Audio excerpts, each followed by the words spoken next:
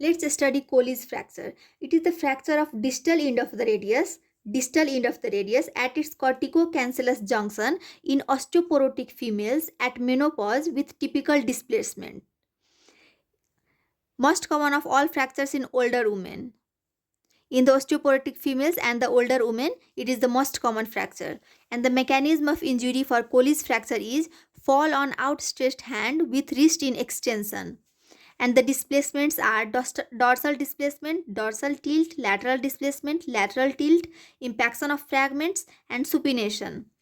For the diagnosis, the clinical features are pain, swelling, and the dinner fork deformity is seen, but it is only seen in the dorsal displacement and dorsal tilt, which is the most common. On examination, there is tenderness and irregularity of the lower end of the radius. As there is fracture of distal end of the radius, there will be irregularity, and the radial styloid process comes to lie at the same level or a little higher than the ulnar styloid process. Radial styloid process at the same level or little higher, which is better confirmed on X-ray. Normally, the tip of the radial styloid is about 13 mm distal to the tip of the ulnar styloid.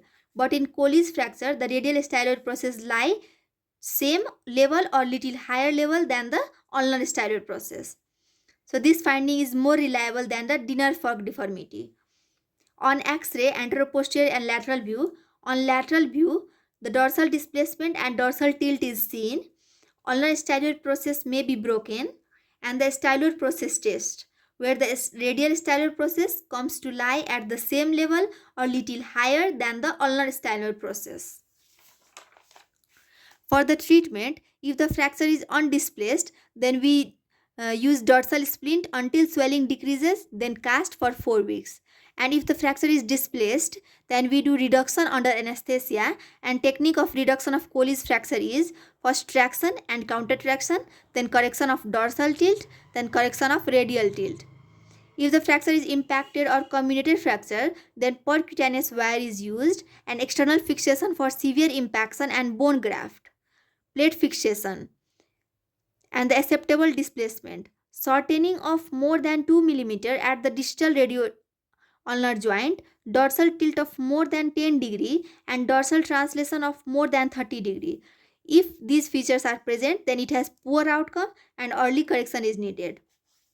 And the complications of the Colle's fracture are, the early complications are circulatory problems in fingers, there will be nerve injury, compression of the median nerve which leads to carpal tunnel syndrome, reflex sympathetic dystrophy which leads to persistent pain, and it is the most common cause of reflex sympathetic dystrophy in the upper limb.